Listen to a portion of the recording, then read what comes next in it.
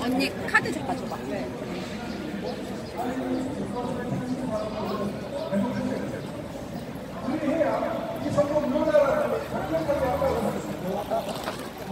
미국 친구들이 시작하다가 나도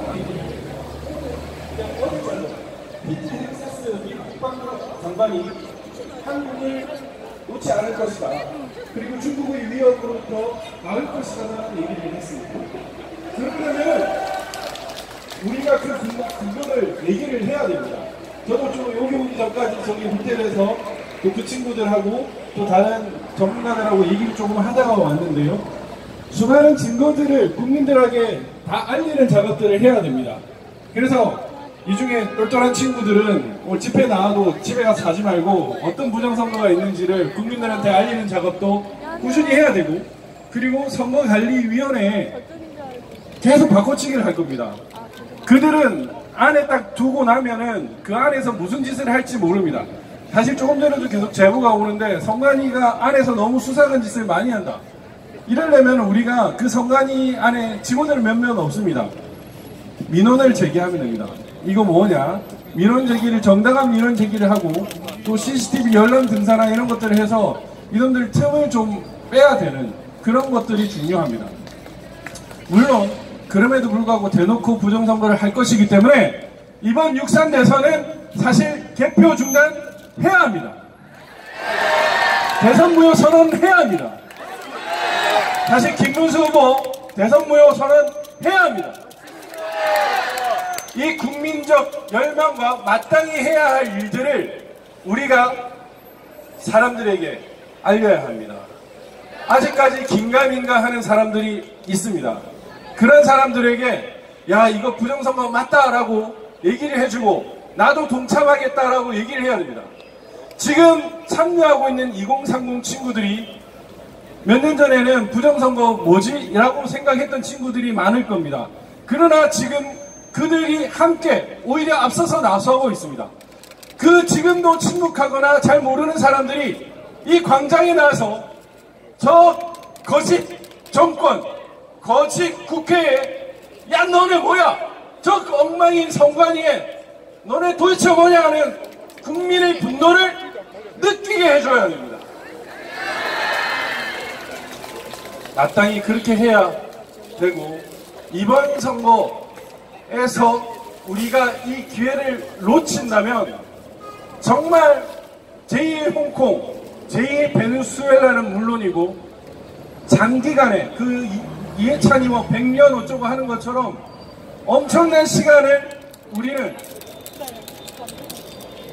자유를 잃고 자유 대한민국이 아닌 다른 나라에 살 수 있을지 모릅니다.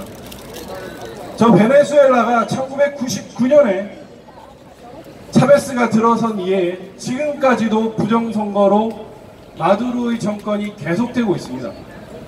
미스 월드의 나라에서 그 미스 월드 유니버스 그 이쁜 여자들이 대통령 선거도 나가고 그렇게 하는 그 부국의 나라에서 지금은 단돈 몇 달러에 자기의 소중한 것을 팔고 나라를 탈출하는 것이 꿈이 되어가는 그런 세상이 되어버렸습니다.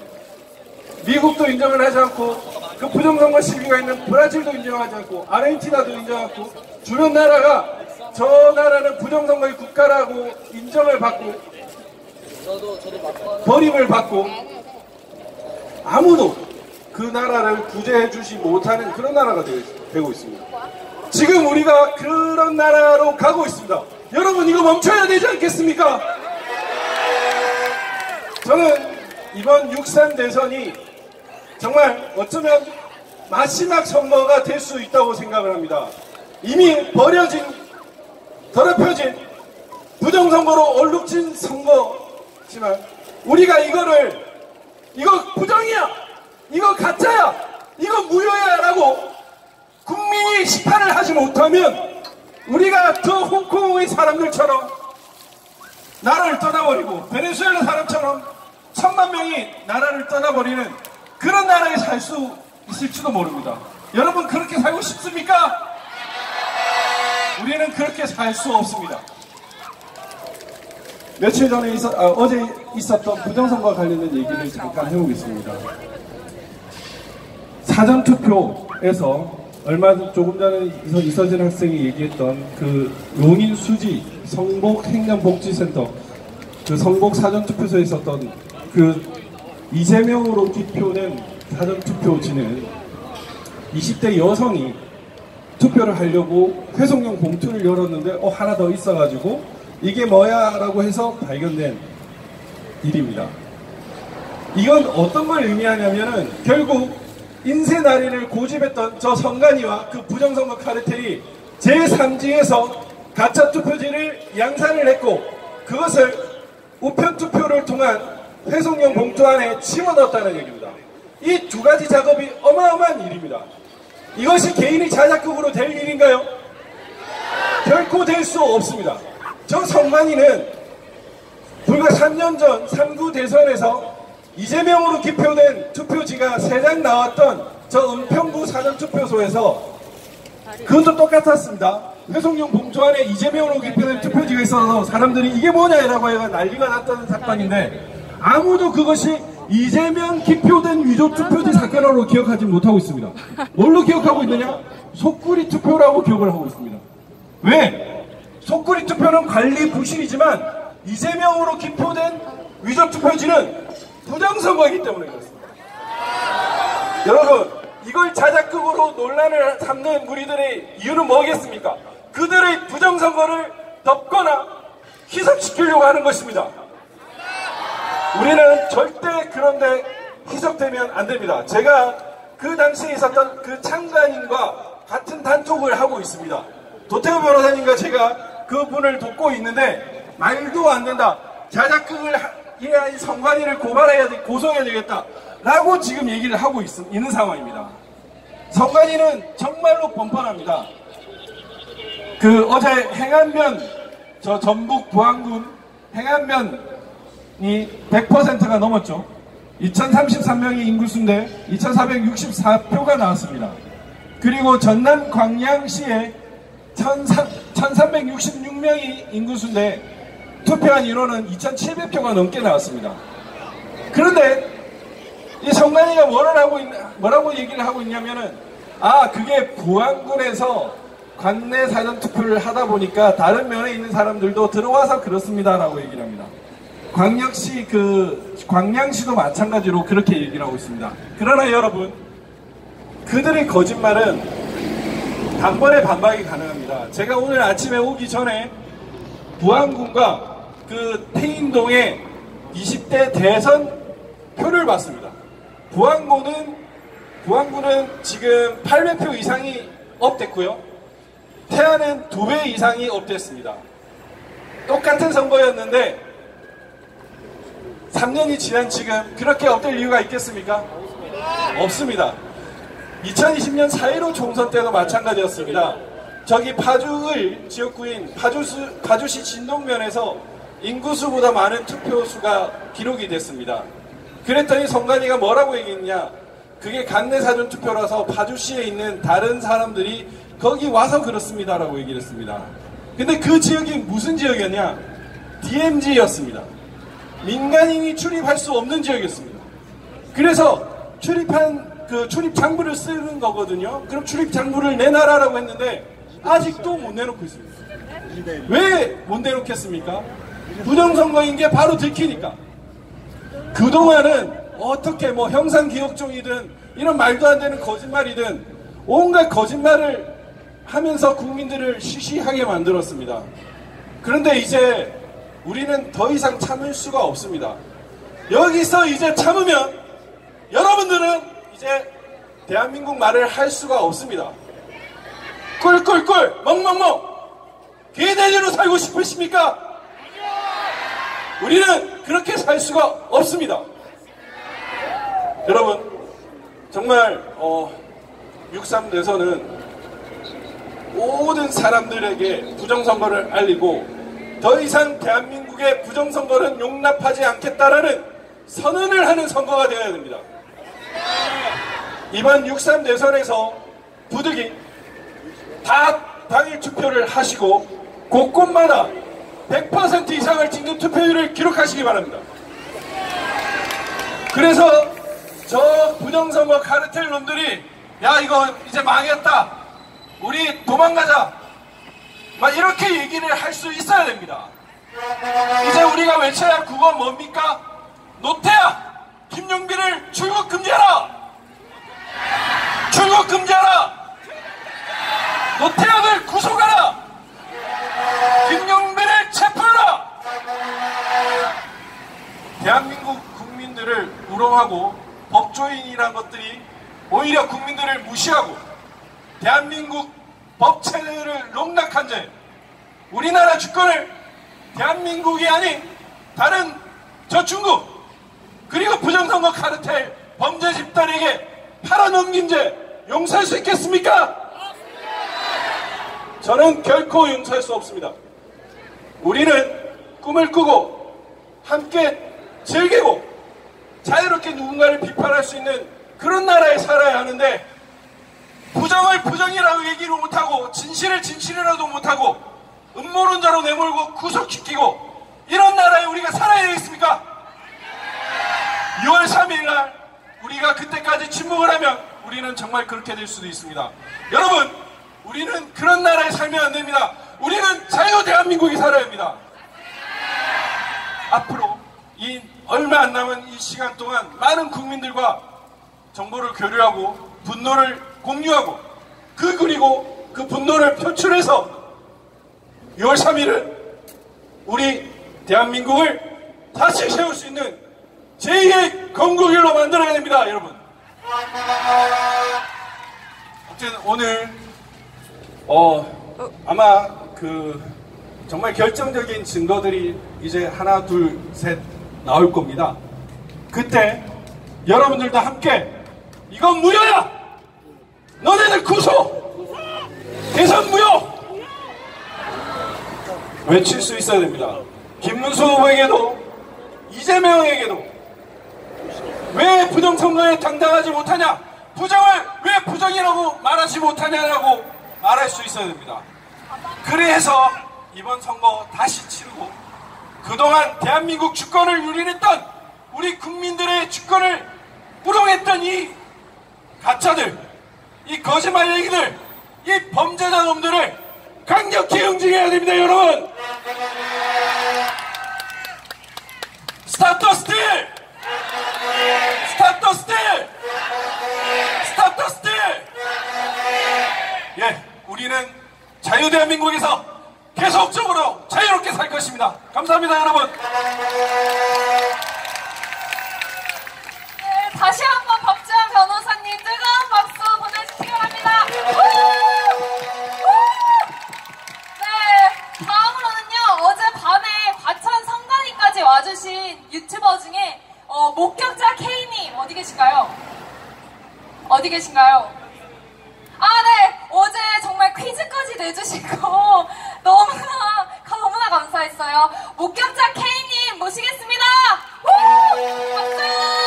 우! 자, 오늘도 한번 퀴즈쇼 한번 해볼까요? 퀴즈 하기 전에 대한민국 유튜버들 중에서 제가 제일 잘할 수 있는 게 있습니다. 대한민국이 홍콩처럼 된다는 게 정말 어떤 의미인지 가장 잘 말씀드릴 수 있습니다. 저는 유튜브를 6년 했습니다. 그런데 그 전에 홍콩에 8년간 살고 있었습니다. 2019년 제가 그때 유튜브 채널을 만듭니다. 홍콩에서는 어마어마한 시위가 인구 700만 중에 70, 80%가 나오는 역사적인 시위가 벌어지고 있는데 대한민국 그 어떤 언론도 그걸 보도한 적이 없습니다.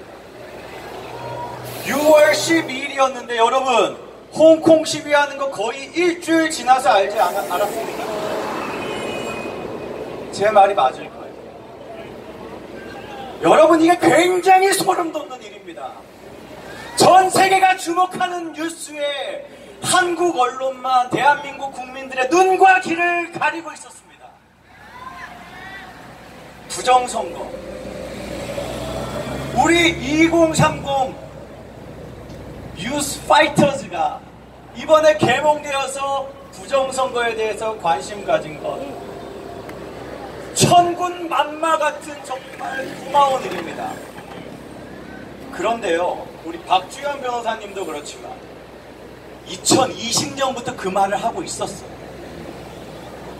이런 선거는 무결성이 완전히 훼손됐다. 2020년부터 이야기하고 있었는데 레거시 미디어는 우리 뭐라 그랬습니까? 극우 음모론자. 저는 제가 어떤 자가 음모론자인지 설명드리겠습니다.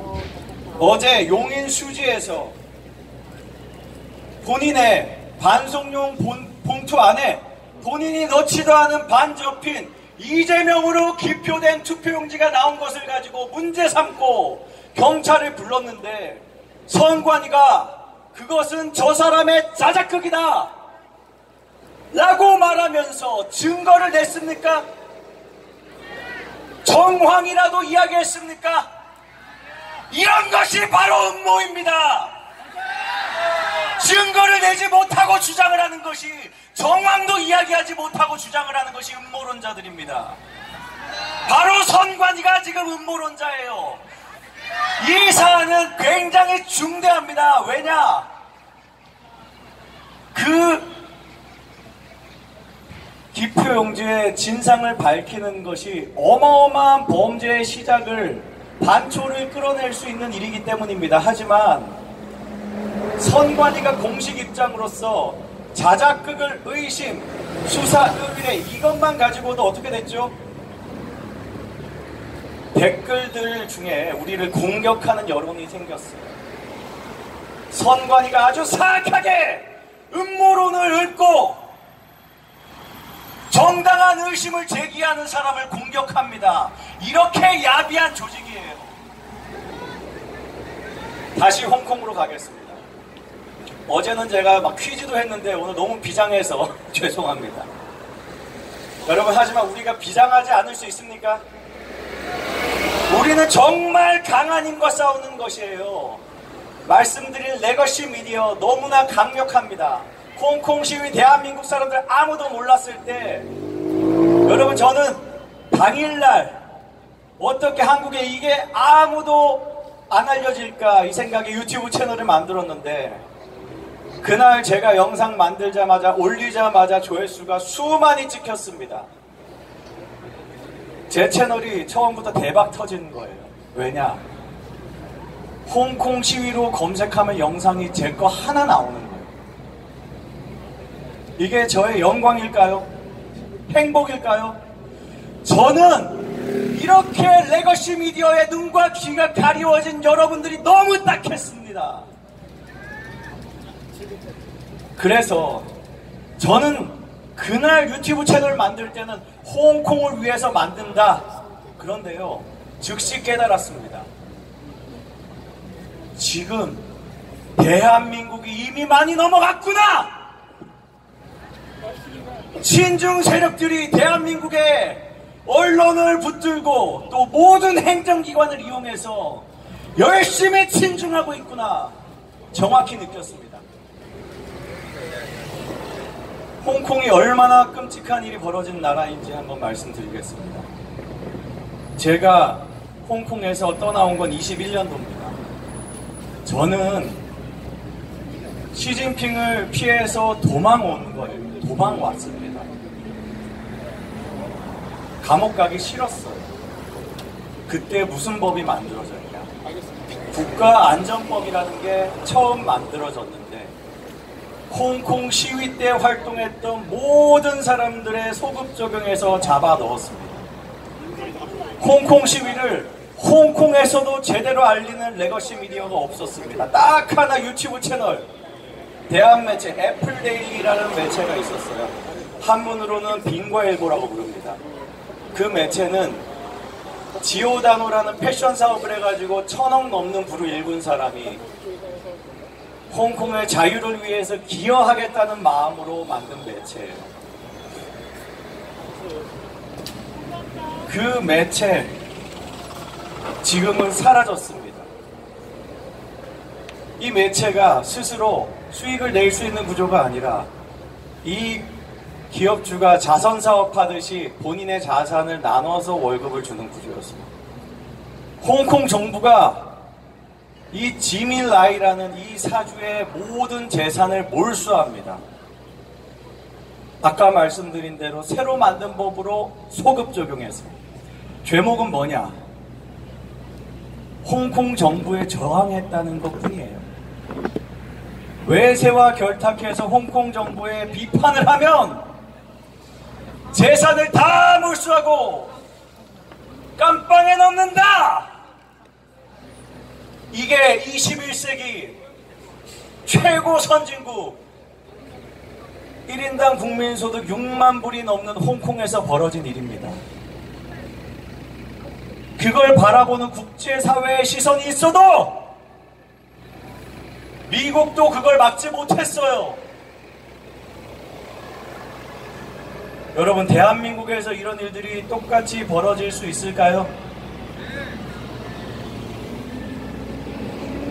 대한민국에서는 입법권이 없는 판사도 입법을 해서 최고 통치자를 체포해서 감옥에 넣는 그런 일이 이미 벌어졌습니다. 홍콩과 다릅니까? 전 세계에 이런 일들이 벌어지는 나라가 정말 손에 꼽는데 그 중에 하나 대한민국이 이미 들어가 있는 거예요. 우리가 정말 깨어 있어야 합니다. 홍콩에서는 시위는 굉장히 영향력이 강했습니다. 이미 홍콩 시민들은 다 설득됐습니다. 아니요, 이미 같은 마음으로 시작을 했습니다. 그래서 시위 국면 다음은 선거 국면이었습니다. 시위를 주도했던 우리가 잘 아는 이름들이 있어요. 조슈아 웡이라는 사람도 있고, 네이선 로우, 아그네스 차오, 그리고 그 외에도 많이 그걸 돕는 사람들이 있었습니다. 당을 처음 만들었는데 만들자마자 선거에서 돌풍을 일으킵니다. 정말 많은 의석을 차지했어요. 그런데 제가 아까 뭐라 그랬죠? 그 다음에 입법이 된다 그랬어요. 그들은 왜 그 법을 막지 못했을까요? 선거를 압승했는데 왜 그 악한 친중 법안을 막지 못했을까요? 여기에는 홍콩의 선거 제도에 함정이 있습니다. 홍콩은 직선제가 아닙니다. 영국이 홍콩을 반환하기 직전에 직선제를 완성해 놨는데 반환이 되자마자 간선제로 바꿔요. 일부 직선제 체험하듯이 아주 적은 숫자의 의원만 홍콩 시민들이 뽑고 직능단체 대표라는 걸 따로 뽑습니다. 이게 과반수예요. 그 어떤 선거를 해도 자유민주주의 의원들이 친중 의원들 숫자를 능가할 수가 없는 구조입니다. 여러분, 자유의 적은 이렇게 무섭습니다. 자유의 적은 제도를 공격합니다. 선거에 개입합니다. 선거를 뒤틉니다. 그 선거에 굴복하게 하고 그걸로 나온 그 결과에 침묵하게 합니다. 이게 중국이 홍콩의 선거에 개입한 방식이었습니다. 중국은 홍콩에게 우리가 2030년부터는 너네 완전한 직선제를 허용하겠다. 여러분, 여기 이 말을 믿는 사람 한 명이라도 있으면 손 들어 보십시오. 당연히 그렇게 안 합니다. 그렇게 이 자유의 적들은 입법을 이용하는 게 얼마나 강한 힘인지 압니다. 개 돼지처럼 선거에 열심히 참여해서 내가 열심히 참여했으니 어쨌든 나온 결과는 승복해야지. 실제로 선거 이후에 홍콩 시위는 어떻게 됐을까요? 곧바로 만들어진 아까 그 말했던 그 입법, 그리고 그걸 능가하는 더한 국가보안법, 중국이 강제해서 선거에서 압승한 정당은 사라집니다. 왜냐? 그 구성원들이 두 종류예요. 해외로 도망가거나 감옥에 갇히거나, 한 종류가 더 있습니다. 체포됐다가 잠깐 나가겠다라고 양해를 받고 나갔다가 안 돌아와서 망명한 케이스도 있습니다. 여러분, 이런 이야기 혹시 저한테 처음 들으시나요? 처음 들으시는 분들 네라고 크게 외쳐주십시오. 대한민국의 레거시 미디어가 이렇게 눈을 가리고 있는 것입니다. 이것이 중요합니까? 안 중요합니까? 이렇게 중요한 뉴스를 쓰레기 같은 뉴스의 홍수로 덮어버리는 것입니다. 여러분 한번 기억해 보세요. 네이버에 올라오는 많은 뉴스 제목이 자극적이어서 클릭을 했더니 저기 대륙 어떤 나라의 일상다반사예요. 그 나라의 어떤 민족성이 좋은 것 같이 묘사하는 그런 기사도 있습니다. 댓글은 전부 다 중국 기사면 중국이라고 제목에 써라! 항의를 합니다. 이런 짓을 하는 매체가 특정 왼쪽 매체만이 아니라 조중동에서도 이런 기사를 봅니다. 그런 기사 한번 낼 게 아니라 홍콩에서 벌어지는 끔찍한 뉴스를 보도해야 되는 것 아닙니까? 지금도 실시간으로 계속 벌어지고 있는 것이에요. BBC 코리아에서 홍콩 사태 후기 같은 다큐멘터리를 만들었습니다. BBC 코리아 유튜브 채널에 있습니다. 꼭 보시기 바랍니다. 정말 분노하는 건 홍콩에서 애국이라는 이름을 참칭하는 자들이 친중을 하고 있다는 것이에요. 그 홍콩 시위가 벌어졌을 때 이미 사실 그때 하얀 옷을 입고 나와가지고 거의 깡패처럼 폭력을 쓰는 그런 일들이 있었습니다. 그들이 친중하면서 그걸 하는 거예요. 그런 사람들 중에는 애국 활동이라고 하면서 자유우파 홍콩 시민들을 밀고 하는 행위들을 하는 자들이 있습니다. 그들은 지금도 열심히 활동하더라고요.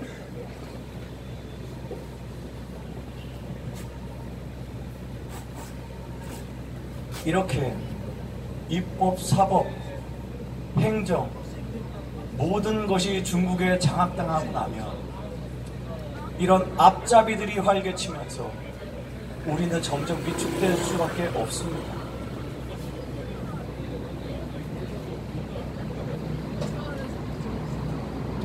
말씀드린 것처럼 자유의 적들은 선거라는 것이 가진 취약성을 너무 잘 압니다.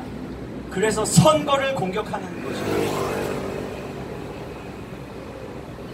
홍콩이라는 곳에 선관위에서 홍콩 시민들을 세뇌하기 위해서 다큐멘터리를 만듭니다.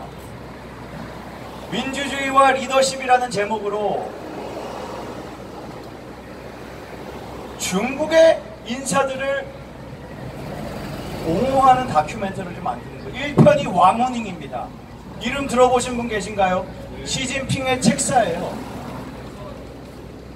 2편이 덩샤오핑입니다. 5편이 저우원라이예요. 5편만 만들고 끝났는데 3명이 다 중국 정치인들입니다. 다 공산당 최고 간부예요. 왕후닝 굉장히 이상합니다. 왕후닝이라는 사람은 특별히 그 시기에도 대단히 노출된 사람이 아니었거든요. 그런 다큐를 만들어서 세뇌를 하더라고요. 제가 방금 거짓말했습니다. 여기 아시는 분들도 계실 거예요. 무엇을 거짓말했을까요? 제가 말씀드린 이 다큐멘터리는 홍콩의 선관위가 아니라 대한민국의 선관위가 만든 영상들입니다. 미쳤다. 대한민국의 선관위가 2018년도에 시진핑의 독재 권력을 강화하는데 대단한 공을 세웠던 왕후닝이라는 자를 차장하는 다큐멘터리를 만들었습니다. 지금도 우리가 왕후닝이 누군지 몰라요. 대단히 노출된 사람이 아니거든요. 저는 그 다큐멘터리를 만든 사람은 왕후닝을 어떻게 알았는지 굉장히 궁금합니다. 지금도 공산당 서열 5등, 6등 되는 것 같은데 그때는 훨씬 더 아래였습니다. 그런 사람을 억지로 발굴해가지고 조명하는 다큐멘터리를 만드는 게 중국의 선관위도 아니고 홍콩의 선관위도 아니고 대한민국의 선관위입니다. 여러분, 중국이 대한민국의 선거에 영향을 끼치기 시작했습니까? 아닙니까? 그 2018년도에는 캐나다에서 올해 기밀이 해제돼서 알게 된 캐나다 선거 개입이 있었습니다.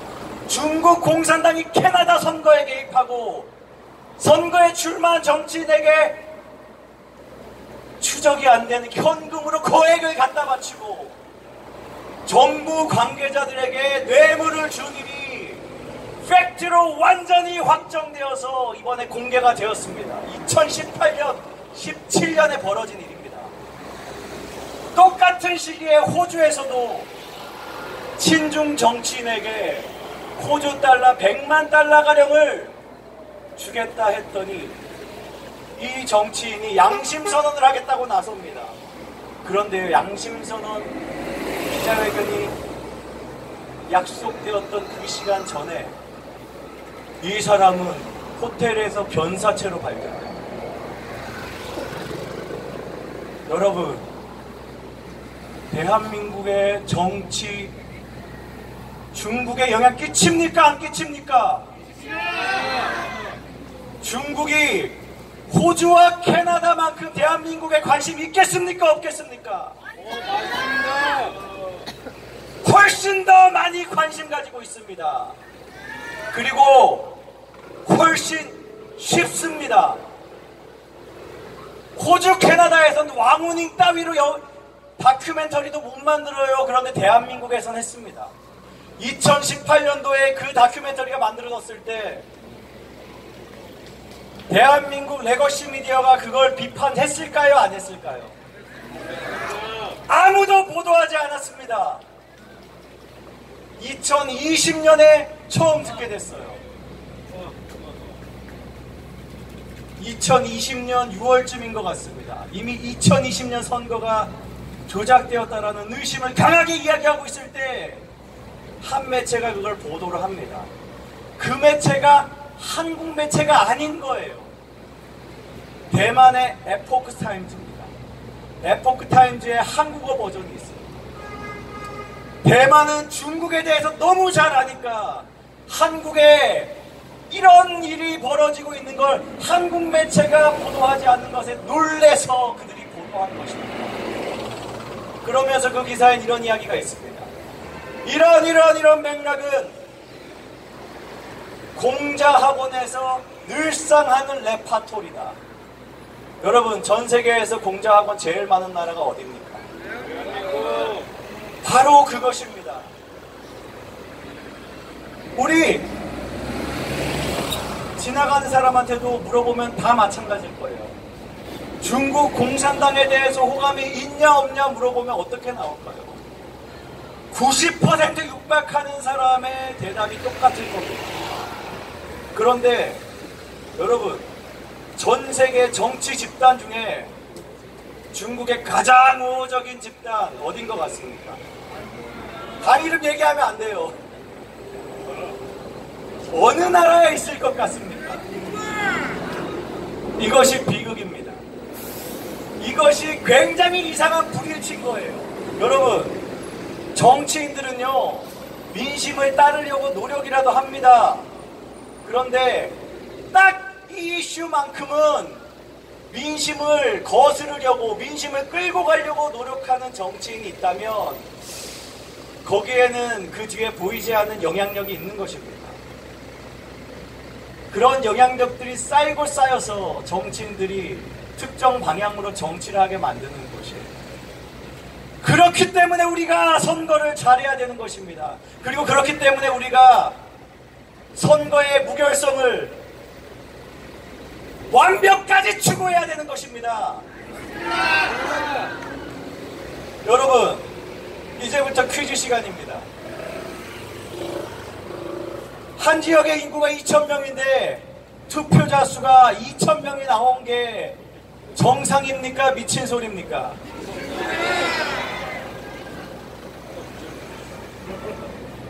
선거 기간에 선관위는 비판해도 되죠. 선거인 특정해서 비판해도 되겠죠. 자, 아마도 정답이 다 선관위일 것 같아요. 지금부터 내드리는 퀴즈입니다.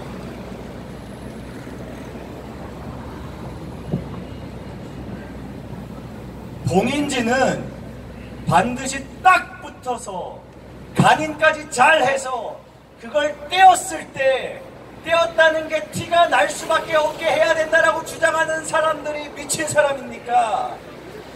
뗐다 붙였다 그거 띠부실이나 똑같다라고 하는 선관위가 미친 놈들입니까? 치킨 박스의 봉인지도 이것보다 단단합니다.